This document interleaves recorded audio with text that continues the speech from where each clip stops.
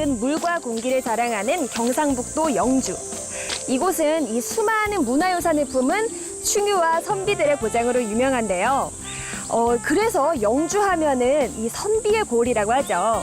그렇다면 오늘 저 김보라, 이곳에서 어떤 보물을 찾게 될까요? 지금부터 저를 따라오시면 그 궁금증이 시원하게 풀릴 겁니다. 자, 출발해 볼까요? 소수박물관은 천명을 받는다는 뜻에서 소자를, 스스로 인격을 다듬는다는 뜻에서 수자를 따서 지었다고 합니다. 선비의 고을이라는 이름에 꼭 어울리게 오늘은 저를 반갑게 맞이해 주실 분이 먼저 와서 기다리고 계십니다. 안녕하세요. 아유, 반갑습니다. 귀한 걸음 하셨어요. 네, 그럼 관장님 예, 먼저요. 예. 제가 지금 와 있는 이곳에 대해서 예. 설명 부탁드릴게요. 예.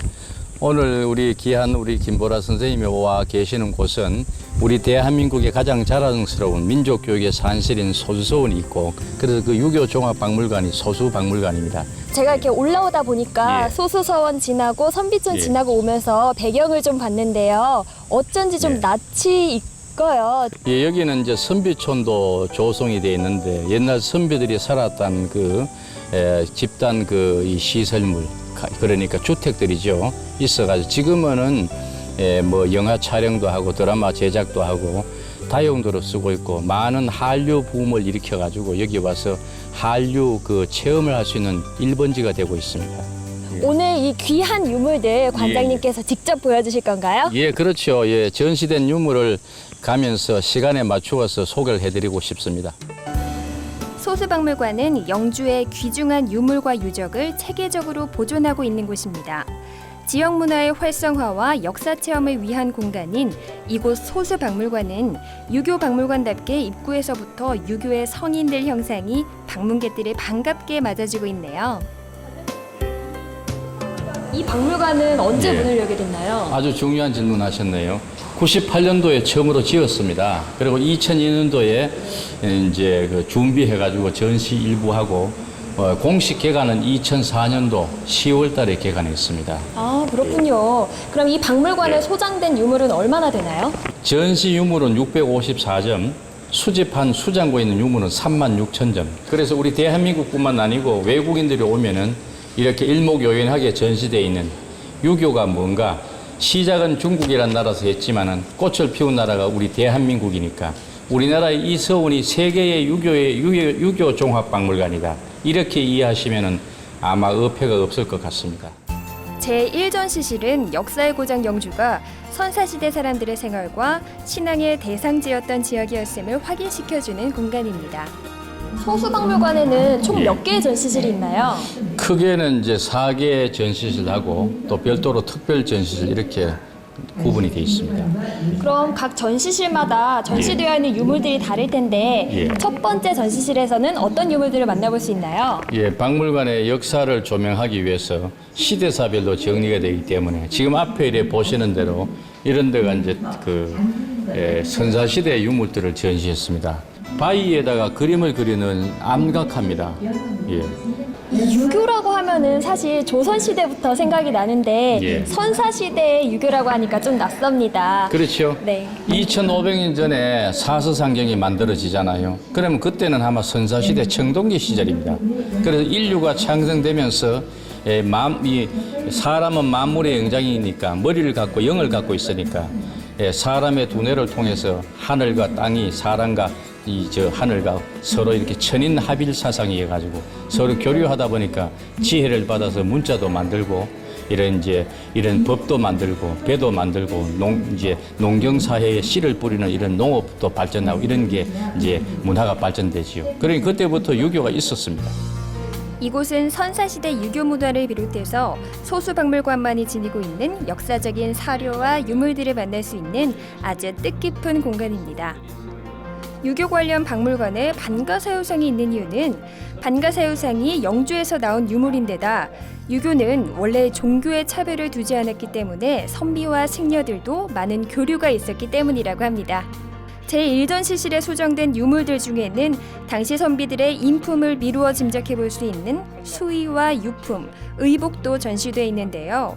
단순함 속에 담긴 질서를 느낄 수 있는 복장들이 많아서 선비의 고고한 기품이 그대로 전해집니다.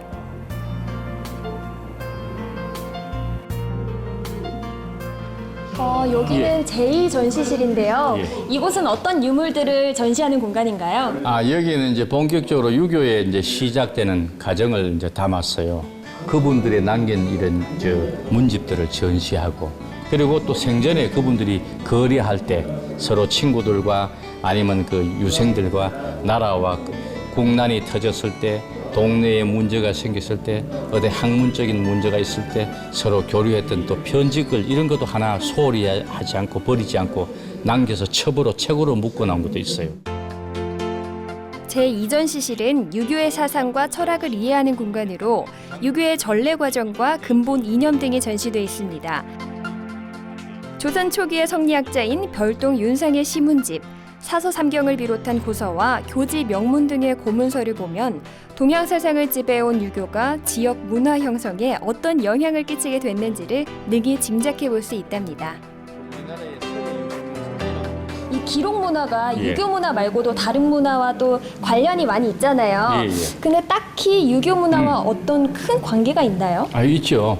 거기에 내용에 보면은 국난이 일어나서 문제가 생겼을 때 나라를 살리는 방법을 서로 토의하는 거. 그다음에 동네에 무슨 우중한 일이 있을 때 동네 문제를 해결하기 위해서 서로 토의하는 거. 아니면 문중의 대수사 간의 문제가 있을 때 서로 협의하는 거. 그런 문화가 고스란히 남아있기 때문에 그 생활 문화 가운데 유교의 핵심 사상인 인간 만드는 윤리, 도덕 이런 게 내재되어 있습니다. 굉장히 중요한 소중한 우리 조상들의 그 기록 문화죠. 소수박물관에는 그 당시 생활상을 그대로 재현해 놓은 모형들이 조선시대 유교사회의 모습들을 잘 보여줍니다. 한 사람의 일생이라고 할 수 있는 관혼상제는 관례, 혼례, 상례, 제례를 아울러 이르는 말인데요. 성인으로 인정받는 의식인 관례에서부터 죽은 이를 기리는 제례에 이르기까지 전통에 담긴 의미들을 되살려 공동체 의식을 심어주고자 했던 것이 당시 유교사회의 근간이었다고 하죠. 유교 전통이 자리 잡은 조선시대에는 이러한 관혼상제를 중요한 의식으로 여겼고 이것을 잘 지킬 수 있어야 예를 알고 도를 지키는 사람으로 성장할 수 있다는 믿음이 있었다고 합니다. 이쪽에 보니까 이게 향교의 모습인 것 같아요. 지금 여기 향교 코너에 오셨는데 향교는 요즘 말하면 공립중고등학교예요. 그래서 이렇게 건물이 단순합니다.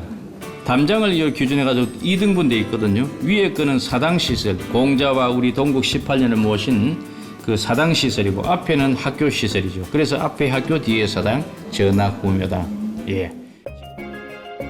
그렇다면 서원의 구조는 어떨까요? 자, 지금 이제 그 서원 쪽을 다시 한번 조명해 보겠습니다. 여기 지금 안에는 모형이 아까 향교하고는 봤을 때 건물 규모가 크잖아요. 역시 여기도 앞에는 학교, 뒤에는 사당입니다. 전학 후묘로 되어 있죠. 그러나 이제 소수서원은 여기 그림에 보시는 대로 동학 서묘로 이걸 나눴을 때 이쪽은 학교, 이쪽은 서쪽 사당. 그래서 동학 서묘로 되어 있다. 대부분은 중국식으로 전학 후묘, 앞에 학교, 뒤에 사당인데 우리식으로 하자 해서 처음으로 만들어 놓은 소수서원이 동쪽의 학교, 서쪽의 사당이다. 이렇게 구분했습니다. 눈으로 즐길 수 있는 풍경보다 더 귀한 것이라면 오랜 역사를 품은 문화유산들이 이곳 소수박물관에 보물처럼 잘 보존되어 있다는 점이겠죠. 오늘 이렇게 귀한 유물들 직접 보여주시고 또 쉽게 설명까지 해주셨는데요. 아직 볼거리가 너무 많이 남아서 저는 한 주 더 머물러야겠습니다. 저는 다행입니다. 꼭 그렇게 해주시면 고맙겠습니다. 제가 꼭 모시겠습니다. 다음 주에도 귀한 유물들 많이 보여주실 거죠? 그럼요. 당연히 그렇게 도와드려야 되죠. 감사합니다. 경상북도 영주의 소수박물관을 속속 파헤친 보라의 보물찾기. 다음 시간에 다시 찾아올게요.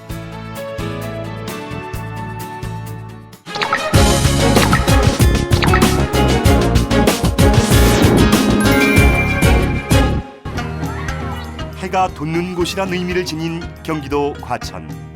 이곳에 위치한 과천 향교는 공자와 여러 성현에게 제사를 지내고 유생들의 교육과 교화를 위해 나라에서 세운 국립교육기관입니다. 수사 김정희가 말년을 보냈다는 바로 이곳에 오늘도 선비들이 글을 읽는 낭낭한 소리가 들려올 것 같은 과천향교가 있습니다.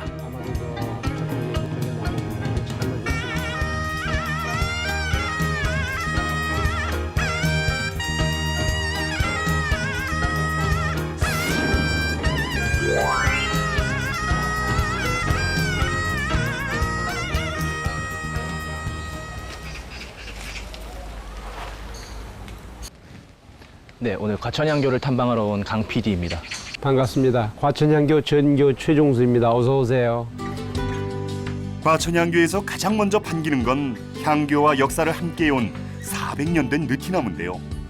유교의 역사와 흔적이 바로 이 느티나무에 고스란히 서려 있는 듯합니다. 항상 향교에 와보면 이렇게 홍살문, 그 다음 또 외산문도 있고 이렇게 문이 참 많은 것 같아요. 이렇게 문이 많은 이유가 혹시 있을까요? 홍살문은 그 향교뿐만이 아니고 궁궐이나 능 뭐 이런 데는 꼭 홍살문이 있어요. 그래서 홍살문이 있는 이유는 거기서부터는 아주 경건하게 모든 걸 갖추고 마음가짐 다르고 또 거기서는 함부로 그냥 말이나 행동을 할 수도 없는 그런 경건한 표시가 되겠죠. 그래서 홍살문이 있는 데서는 늘 마음과 몸가짐을 조심해야 됩니다. 그래서 향교에도 홍살문이 있고 이제 홍살문을 지나면 외산문이라고 그래서 향교의 제일 밖에 있는 문. 근데 산문이라는 거는 좌우에 우측에 올라가는 문, 그다음에 좌측에 내려오는 문, 그다음에 가운데 문은 우리 훌륭한 그 성인 스승님만 다니는 신문이라고 그래서 아무나 우리들은 다닐 수가 없는 스승님만 다니는 길입니다. 또 문이고요. 그러면 내산문 같은 경우에는 안쪽에 있다고 해서 내산문인 건가요? 안쪽에 있고 대성전을 들어가기 직전에 있는 문이 내산문이라고 합니다. 이곳에서 계단을 오를 때는 반드시 오른발이 먼저 올라야 한다는 거 요게 필수입니다. 오늘 제가 입고 있는 이 옷이 이제 사극 같은 데 자주 나오는 이제 유생이나 이제 선비들이 입는 옷으로 알고 있는데 이 옷의 이름은 뭐고 이런 옷에 대해서 설명을 좀 부탁드리겠습니다. 지금 입고 계신 건 도포, 그 다음에 머리에 쓴 것은 유건, 도포 이렇게 함께 부르고 있습니다만 선비들이 입는 복장입니다. 제가 알기로 사극에서는 또 두루마기도 있고 갓도 쓴 걸로 알고 있거든요. 그럼 이 복장은 어떠한 때 입던 복장인가요? 사국에서 나오는 그런 모습은 이런 유건 도포도 있지만 이제 벼슬이 높은 대감이나 이런 사람들 옷은 좀 달랐죠. 다르고 또 쓰는 그 관도 좀 다르고 그런데 선비는 이 복장으로 하는 게 맞아요. 성균관과 지방의 모든 향교에 절대 빠지지 않는 건축물이 바로 명륜당입니다. 유학을 가르치던 강당, 그러니까 학생들이 모여서 공부를 하던 곳인데요. 과천향교의 명륜당은 지나간 역사의 공간이 아니라 지금도 학생들을 위해 사용되고 있습니다. 이곳에선 충, 효, 예를 기본으로 청소년 인성교육 프로그램인 향교 리빙이란 체험교육이 마련되어 있습니다. 오랜 세월 동안 우리 생활 속에서 뿌리내린 유교 문화를 중심으로 하지만 선현들의 정신문화유산을 오늘의 현실에 맞도록 구현하는 주역이 바로 여기 과천향교인 셈이죠. 명륜당은 지금은 사용하지 않는 걸로 알고 있었는데 지금도 활발하게 사용되고 있는 것 같은데요? 요즘에 각 향교마다 명륜당을 활발하게 사용을 하고 있습니다.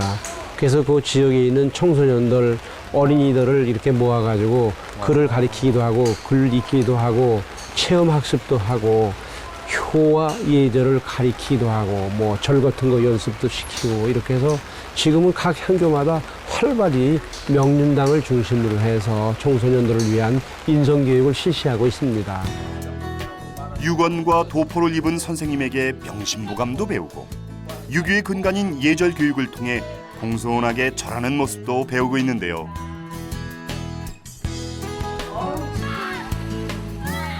과천향교 앞으로 흐르는 관악산 계곡에서 신나게 물놀이를 즐기면서 마음 수련, 체력 단련이 끝난 후엔 밥상머리 예절로 넘어갑니다.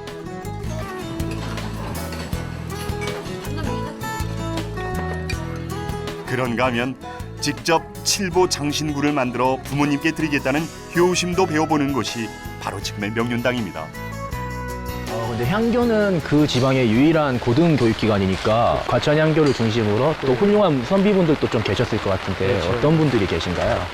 가까이에는 그 우암송실 선생이 이곳에서 많은 교류를 하면서 시도 짓고 그렇게 했는데 이 가까이 보이 앞에 암강문을 새겨놨어요.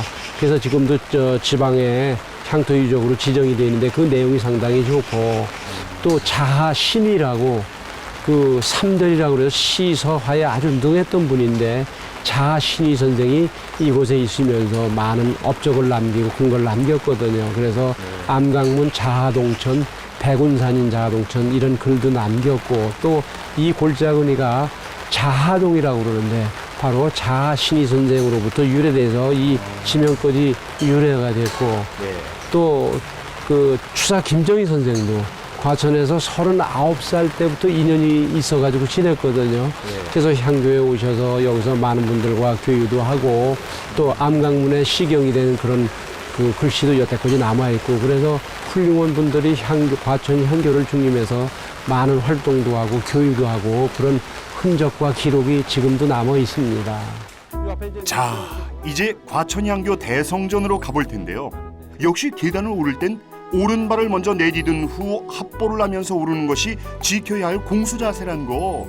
향교에선 절대 잊어서는 안 되겠죠.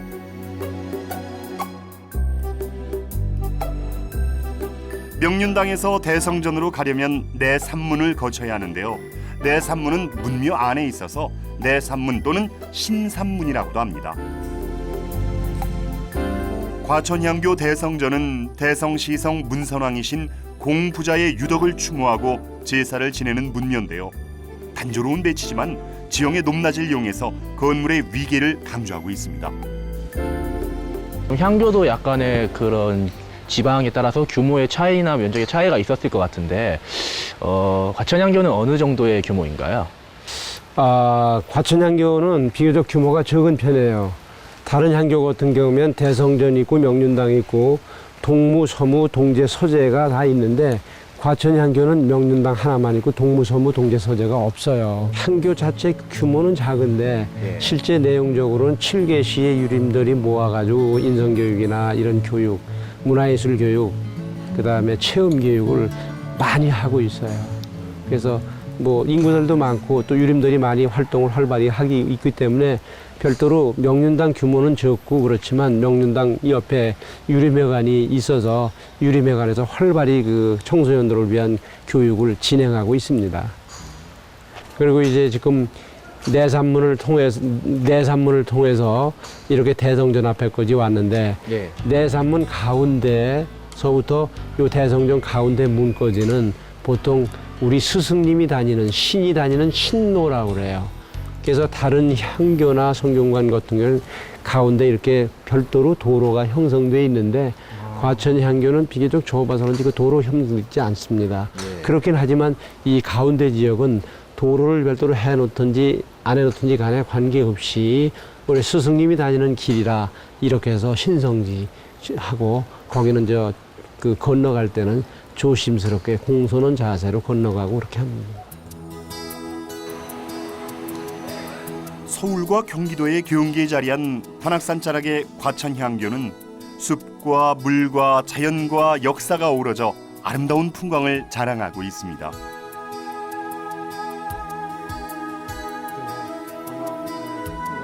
성균관에서도 그렇고 또 이렇게 향교에서도 그렇고 항상 빠질 수 없는 게 아까 봤던 명륜당이랑 지금 보고 있는 대성전인데 이 대성전은 유교의 성인인 공자님을 모시고 있는 곳이라고 봐도 되는 건가요? 그렇죠. 이 대성이라는 게 아주 큰 승인이 되죠. 대성, 지성, 문선왕 그래서 공자님을 나중에 대성으로 모셨거든요. 그래서 대성, 지성, 문선왕에서 따와가지고 그런 훌륭한 분이 계신 전각이다. 건물이다. 그래서 대성전 이렇게 부르고 있죠. 그래서 어디든지 대성전 그러면 아마 이제 공자님을 제일 위 분으로 모시고 그 밑에 제자들을 함께 모신 그런 곳이라고 보면 되겠죠. 향교에 공자를 비롯해서 중국과 우리나라 성현의 위패를 모신 대성전이란 제사 공간을 두어 정기적인 제사를 시행하는 이유는요. 유생들이 이를 통해서 여기에 모셔진 유연들의 학문과 인격을 흠모하고 배우게 하기 위해서였다고 합니다. 먼저 왼쪽 무릎을 꿇고 다음 오른쪽 무릎을 꿇고 그리고 공둥이를 아예 뒤에 발에 붙이고 과천향교는 유교의 근본인 예를 우선합니다. 하지만 과천향교는 오늘과 호흡하고 내일을 앞서 준비하는 곳이기도 합니다. 충효 예를 우선하는 선비 정신을 지키면서 더불어 지금 이 시대에 필요한 정신을 살려내는 곳. 과천향교는 지금 우리와 함께 같은 곳을 바라보면서 같은 길을 향해 나란히 걸어갑니다.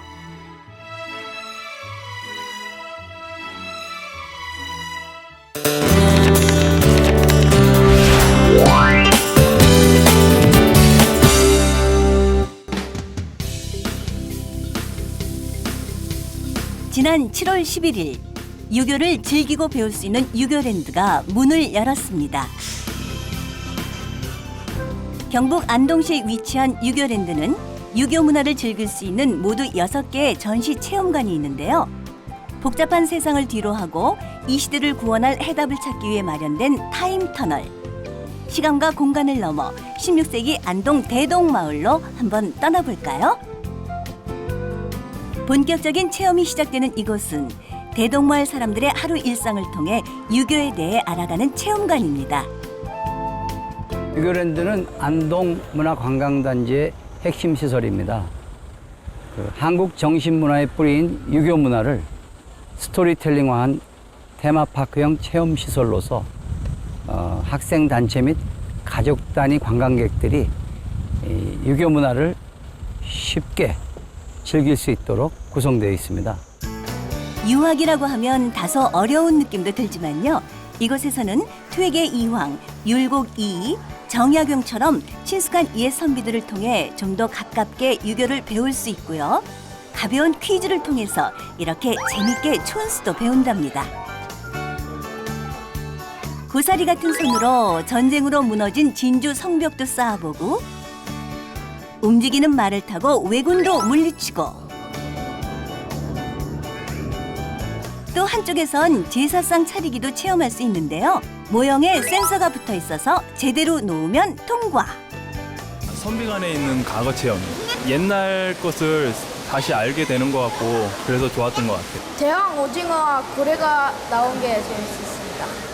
팔 쏘고 막 타고 하는 게 있었는데 그게 제일 기억에 남는 것 같아요. 아들이 그 한자 쓰기 그 글자 맞추기를 했는데 정말 잘하는 모습 보고 정말 뿌듯했습니다. 그래도 애들 데리고 오는 게 잘했다고 싶은 생각이 드네요. 선비가 되기 위해 의복도 갖춰보고 선비처럼 서당에 앉아서 천자문도 배워보고 이렇게 재미있게 놀면서 배울 수 있어서 하루 평균 500명 이상의 관람객이 유교랜드를 찾고 있는데요. 공자의 고향 중국 국부에서도 많은 학생들이 문화체험을 위해 유교랜드를 찾았다고 하네요. 이곳은 중앙홀에 만들어 놓은 인공폭포인데요. 놀랍게도 이 인공폭포는 실외가 아니라 유교랜드 안에 있답니다. 어디서든 휴식과 놀이를 함께 할 수 있다는 것, 이것도 유교랜드의 장점이죠. 보기만 해도 시원한 인공폭포. 조선시대 선비의 유교 이념과 사상, 풍류까지 느낄 수 있도록 전통 정원을 구현했고요. 저기 보이는 정자는 남녀 모두 군자가 될 수 있다는 군자각이라는 정자입니다. 학생단체 및 가족 관광객들이 그 체험을 통해서 그 에듀테인먼트 공간에서 스스로 즐기면서 체험을 해가면서 그렇게 어려운 유교 문화를 체험을 하는 가운데서 쉽고 재미나게 그렇게 즐길 수 있습니다. 한자 익히랴, 책거리 하랴, 기념 촬영하랴.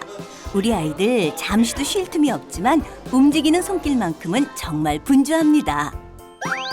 이곳 과거 시험장에서 문제를 많이 맞히면 장원급제 인증서도 받을 수 있고 직접 지은 문구에 사진까지 넣어서 만드는 가운짓기 체험도 할 수 있습니다. 인성교육의 장으로서 그 관람을 하면서 스스로가 유교를 느끼고 또 유교의 어떠한 그 기본 이론이 인의 예지 신이라는 것을 깨우쳐가면서 지금 현재 복잡한 어떠한 그 상황에서 나름대로 가치관 확립이라든지 여러 가지 인성교육의 어떠한 그 기본 이론으로서 자리매김할 수 있을 것으로 생각하고 있습니다. 유교랜드는 교육과 놀이를 접목해서 유교를 즐기고 배울 수 있게 한다는 취지로 만들어졌습니다. 아는 자는 좋아하는 자만 못하고 좋아하는 자는 즐기는 자만 못하다는 노노의 글귀처럼 유교를 놀이처럼 즐길 수 있는 곳, 이곳이 바로 다양한 체험 공간으로 꾸며진 유교랜드입니다.